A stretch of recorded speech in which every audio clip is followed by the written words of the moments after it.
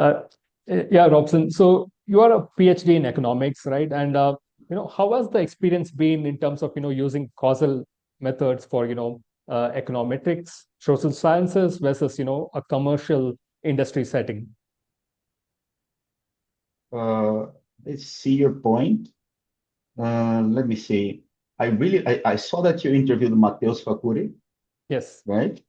I'm a huge fan of him. We interacted sometimes in workshops, and I bought his book. I have it here, and I happen to have it. I'm sorry, it's blurred, but I happen to happen I happen to have it autographed by him. So Oh, nice. I'm a really fan of this Okay. person who tries to digest the concepts of causal inference for all of us. And in one another podcast, he mentioned that, well, the branch in which we work in data science should be also understood as decision science because we are here to help people make better decisions, right? And it's a line in whatever setting you're going to work. Is it you were working in academia writing papers, you were trying to like indicate the way to policymakers to make better policies. If you are in a company, you are trying to give your stakeholders directions to make better policies.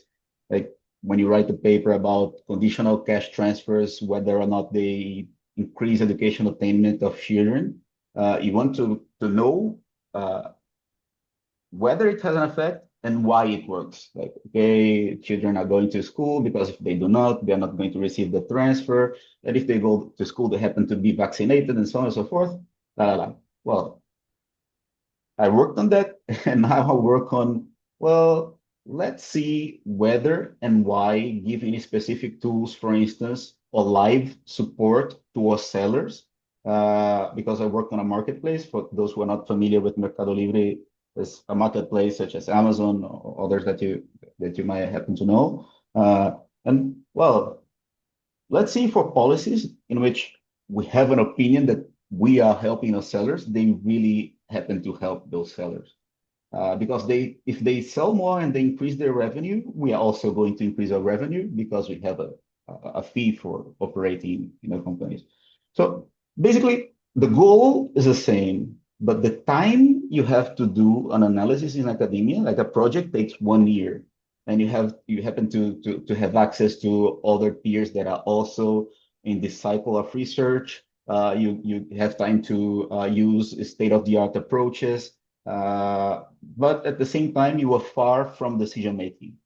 You cannot go to the Congress, or you can, but you don't have the full access to go to the Congress and say, hey, I found this evidence, you should implement it, this policy. And in business, you have access to decision makers. They are like next to you in the office, but they want results in a week because your competitor is implementing a similar policy and you want to know whether you should keep investing on it or get this whole bunch of money and do something else new.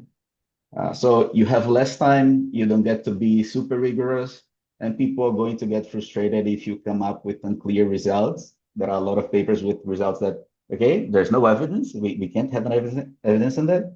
But in business, you have to happen. You happen to have a a gray explanation to something. They're going to say, well, I need a yes or no.